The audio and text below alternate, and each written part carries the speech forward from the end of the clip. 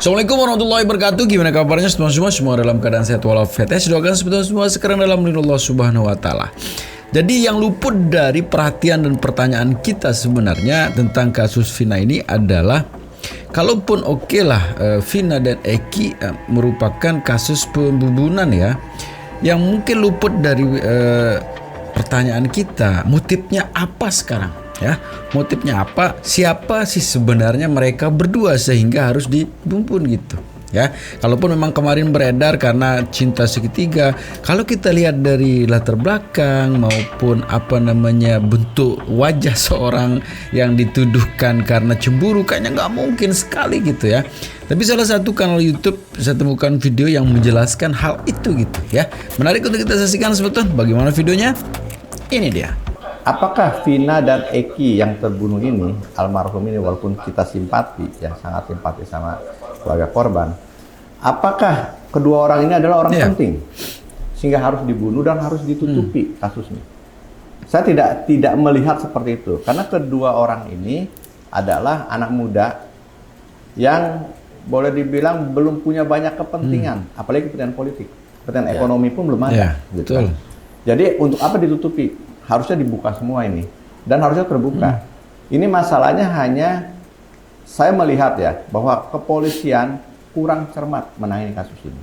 Apakah ini dianggap kasus sepele sehingga ya asal aja lah gitu kan, sehingga mungkin juga Kapolres ketika itu nggak begitu perhatian terhadap kasus ini. Dianggap ini bisa diselesaikan oleh anak buahnya, karena bukan tidak menyangkut orang besar di sini. Nah, ini yang saya lihat, menurut pandangan saya, kepolisian lengah. Sekecil apapun kasus ini, siapapun korbannya harusnya diperhatikan dengan baik, apalagi ini sampai kehilangan nyawa.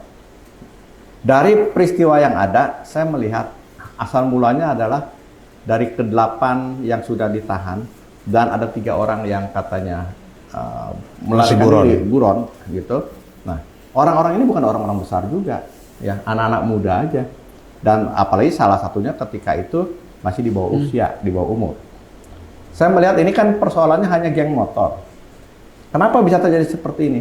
Geng motor sebagaimana kita tahu, selama ini memang sangat meresahkan. Dan seolah kepolisian juga membiarkan. Hanya sekali-sekali operasi tangkap. Ya. Operasi tangkap. Dan geng motor ini tambah lama tambah merajalela. Bukan hanya di kota-kota aja sih. Sudah masuk juga ke desa-desa. Dan ini yang sangat berbahaya. Makanya kepolisian harus fokus, tidak boleh lagi ada geng motor kayak gini. Karena geng motor ini, karena anak-anak muda semua, dia ingin menampilkan citra berani, ya, menampilkan jati dirinya, ya, sehingga dia lakukan apapun juga, termasuk membunuh. Kepolisian harus bertanggung jawab terhadap geng motor ini. Saya malah lebih ekstrim lagi. Saya berharap kepolisian ini fungsinya hanya di penyelidikan dan Kamtibmas. Jangan lagi lah ke penyidikan. Penyidikan biar serahkan kepada jaksa, ya, yang memang fokus untuk melakukan penyidikan. Iya, walaupun memang itu terlibat antara geng motor satu dengan geng motor yang lain. Yang jadi permasalahan adalah yang terpidana sekarang yang mendekam di penjara, mohon maaf sebetulnya, orang yang latar belakang punya motor saja tidak ada gitu. Ya, orang punya motor saja tidak ada. Bahkan ada itu yang naik motor saya tidak bisa, apalagi punya motor. Naik motor saya tidak bisa. Dan kita lihat juga latar belakang dari yang terpidana itu yang sekarang masih di penjara adalah hanya kuli bangunan. Tidak ada latar belakang mereka masuk maupun jadi anggota itu, ya, di geng motor. Oke lah, kasus percintaan seperti saya bilang sebelumnya nggak mungkin juga. Mohon maaf, latar belakang mereka kuli bangunan, pacar sama orang yang kelas-kelas geng motor, kayaknya nggak mungkin juga, jauh gitu ya. Tapi kok yang jadi pertanyaan, memang spekulasi yang berkembang kemarin adalah banyak juga ini termasuk terlibat, mungkin di situ katanya ada kasus bedak gitu kan, dan kasus-kasus yang lain ya. Ini menjadi menarik sebetulnya. Dan ini juga ya, waktu Farhad Abbas menjelaskan juga akan kejanggalan yang terjadi di kasus ini. Ini dia videonya. Percaya nggak kalau memang ini pembunuhan berencana dengan sesadis itu ceritanya, masa mereka masih kumpul di tempat itu? kemudian ditangkap dengan begitu mudahnya. Harusnya mencar melarikan diri. Harusnya melarikan diri. Mas Farhad itu tanya ke jaksa. Ya bukan. Jaksa buat pasal seperti itu. Tanya dong. Ya kenapa? Karena menurut saya peran daripada Rudiana ya itu mungkin ada kesalahan dari pihak atasan gitu. Saya sudah teliti. Kenapa Rudiana menangkap? Ketika Rudiana menangkap, Rudiana yang ketakutan. Akhirnya perkara ini ditarik ke Polda Jawa Barat. Nah, padahal polisi yang mengetahui lokasi itu adalah Polres, harusnya Polres tetap, tapi ini ditarik ke Polda. Ketika kami Kenapa Polres ya takut, Bang Farhad? ya karena Rudiana tahu bahwa, karena mereka berpikir, oh nggak mungkin bapaknya ini anaknya yang dibunuh, nggak mungkin salah tangkap gitu. Nah kemudian catatan lagi, kenapa mereka dihukum seumur hidup semua? Karena peradilan Saka, peradilan anak kecil, anak di bawah umur. Oke, nanti kita yang ngobrol singkat lagi, dan Bang cepat. Farhad. Jadi bukan Baik. Sehingga semua terjebak dengan hukuman seumur ditarik hidup. Polda dikarenakan kasus Jadi nama-nama itu pelanggaran Farhad, nama-nama itu ditarik Polda lah. 11 orang itu nama-nama itu didapat dari AEP. loh. Iya, betul. AEP memberikan nama itu ke Rudiana. 11 orang. Ya 11 orang itu. Itu hasil Bahkan dengan interogasi. jelas Pada tanggal Rudiana 31 menyatakan Itu udah clear itu. bahwa sudah mendatangi 11 rumah orang yang kabur. Ya kan sekarang ada Wacana berarti Itu. Rudiana yang Nah itu yang terjadi bahwa kedelapan orang itu atas keterangan Aep. Dasar Aep menuju orang-orang ini adalah atas dasar dendam, karena pada saat Aep membawa cewek untuk melakukan yang tidak diinginkan di kampung itu, orang inilah yang menggerebek gitu ya. Dan atas dasar itu, yang lucunya lagi kok ini, mohon maaf, Ibtu R ini mau mendengarkan si Aep ini. Berarti kalau kita simpulkan bahwa Ibtu R ini juga punya kepentingan di kasus itu. Banyak berseliweran di sosial media bahwa salah satunya di situ, mohon maaf ya, saya silakan cari internet untuk menaikkan gitu ya pangkat. Itu yang jadi persoalan sehingga dikorbankanlah ini. Dan lucunya lagi, dari keterangan Aep itu tidak dilakukan juga itu. Mustahil juga ya, seperti apa yang dikatakan Farhad Abbas itu benar juga. Masa iya si orang yang sudah melakukan kejahatan seperti itu harus kembali ke tempat semula. Dan yang lucunya lagi, dalam sebuah keterangan di kanal YouTube-nya Kang Deddy, masa iya, sini pernyataan Kang Deddy kan, masa iya alat bukti yang dipakai untuk seperti batu untuk melempar itu dikantongin berapa hari. Ini hal yang sangat tidak masuk akal. Dan itu Bang Pitra juga mengatakan tadi itu hal yang biasa. Makin ngeyel juga dia kan. Kita lanjutin videonya sebentar ya. Kalau seandainya pihak kepolisian ya melakukan penyelidikan dan penyidikan menggunakan scientific crime investigation, dia lebih baik tidak menemukan penjahatnya daripada dia salah tangkap. Saya dalami ya. Ya. Kalau CCTV dan gawai dibuka, kira-kira apa yang kemudian bisa kita pahami hari ini tentang kasus Cirebon? Yang pertama saya bisa memastikan ya, kecuali dari 8 terpidana itu ada salah satu yang berbeda dari siapa? Si Ripaldi ya. Kecil ya, Ripaldi Kecil. atau kecil. Nah, saya kecuali beliau tuh, Ripaldi.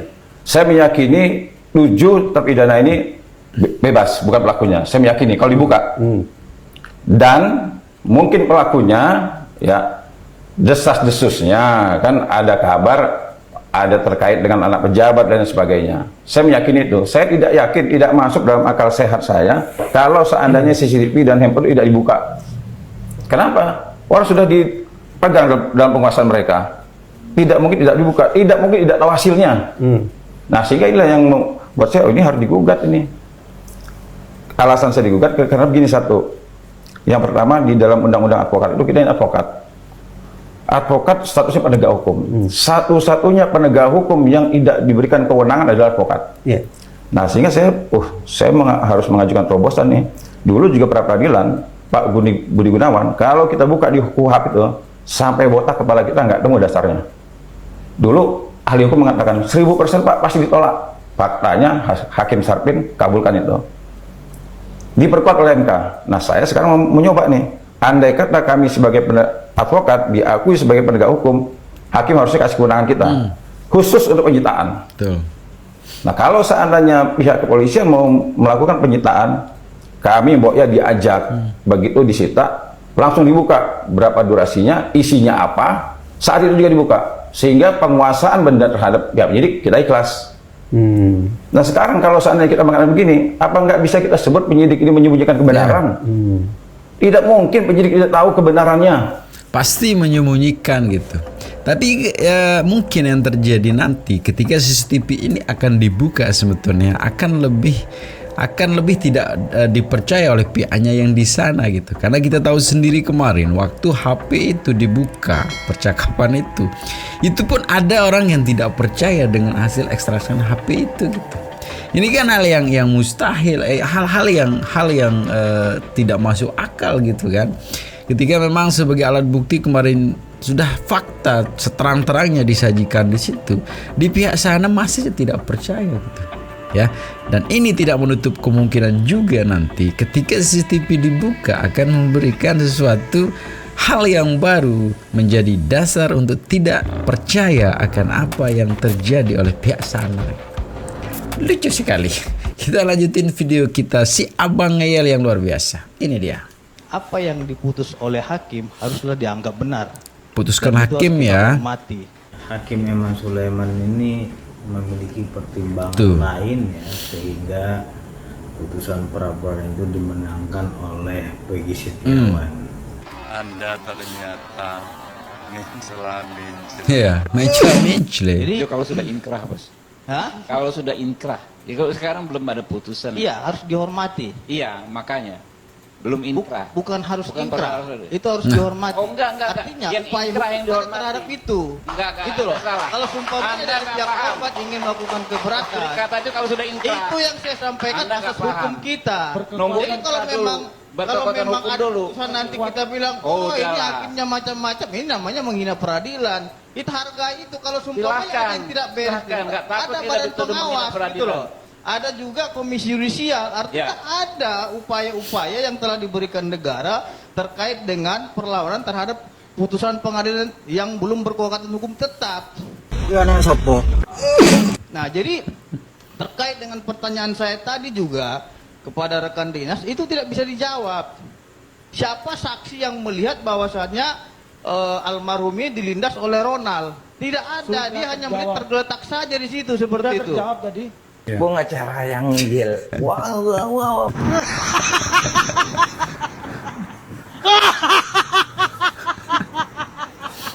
Itu ya. Di satu sisi memang harus menghormati keputusan hakim. Di sisi lain ketika Hakim Eman Sulaiman memutuskan itu, ini berbeda. Ini mencela-mencela Anda itu ternyata ya.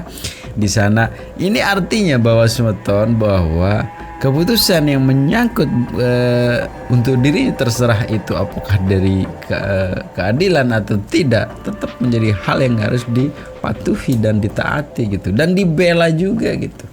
Ini merupakan suatu kebodohan yang nyata disajikan di depan mata kita. Tapi saya yakin juga sebetulnya para netizen paham kok bagaimana menghadapi orang-orang kaya itu gitu ya. Menarik sebetulnya, kita lanjutin videonya. Kemarin Ibtu Rudiani semestinya harus diberikan penghargaan. Karena dia bisa membuktikan adanya dugaan pembunuhan. Bung Jutek, menanggapi yang disampaikan Bung Pitra seperti apa nih? Gini Mbak Ane, saya tidak ingin menanggapi apa yang disampaikan Bung Pitra. Saya hanya ingin menyampaikan ya bahwa biarlah kita hargai semua langkah-langkah hukum dari semua penasihat hukum. Ya silakan dari Bung Pitra melakukan nasihat hukum kepada kliennya. Kami juga kepada klien kami, kepada Langka, tentu kita punya tujuan yang sama untuk menegakkan keadilan dan mencari keadilan bagi kedua belah pihak. Ya, baik kepada korban dalam hal ini Rudiana maupun kepada klien kami bila mana dia tidak bersalah. Kita juga nggak boleh memaksakan kalau memang ternyata mereka ini tidak bersalah dan bukan mereka pelakunya dan terus mereka harus mendekam seumur hidup sampai mati di penjara. Siapa yang harus bertanggung jawab? Iya, betul. Kami sebagai penegak hukum ketika melihat ada kejanggalan ini tentu kami ingin membantu. Ya tentu ya artinya nggak boleh ada yang dikorbankan. Saya setuju penegakan hukum ini harus berkeadilan buat semua. Ya kan itu tujuan hukum kan keadilan. Ya saya pikir kita sudah paham semua. Ya saya pikir ini bukan forumnya untuk kita berdebat tentang saksi bukti. Kami hanya Bukan, karena Bung Jutek sudah melaporkan korban. Dan itu harus kita perdebatkan. Kenapa harus dilaporkan korban ini? Ini saya melihat ini playing victim gitu loh. Karena sudah putusan pengadilan. Kalau seumpamanya mau dilaporkan, laporkan saja. Nggak usah koar-koar gitu loh. Ini yang membuat paradigma kita sehingga membangun opini masyarakat korban ini adalah pelaku kriminal gitu. Nggak boleh kayak gitu, Pak. Kita harus mendunung tinggi seperduga tidak bersalah. Silakan laporkan, silakan, tapi jangan usah umbar-umbar pelaku penganiayaan, penyiksaan dan lain-lain. Ini mencoreng harkat dan martabat seseorang loh. Apalagi beliau ini seorang anggota polisi aktif, tentunya beliau itu sangat hormat kepada institusi dan jajaran kepolisian. Gitu. Jadi bukan masalah perdebatannya, karena saudara telah melaporkan korban. Bagaimana kalau anak saudara terjadi seperti itu, meninggal dunia? Terima nggak gitu loh? Kita harus pakai hati nurani juga, Pak. Ini saya lihat ini semakin hari saya lihat kok arahnya kepada korban, seolah-olah korban yang salah gitu loh.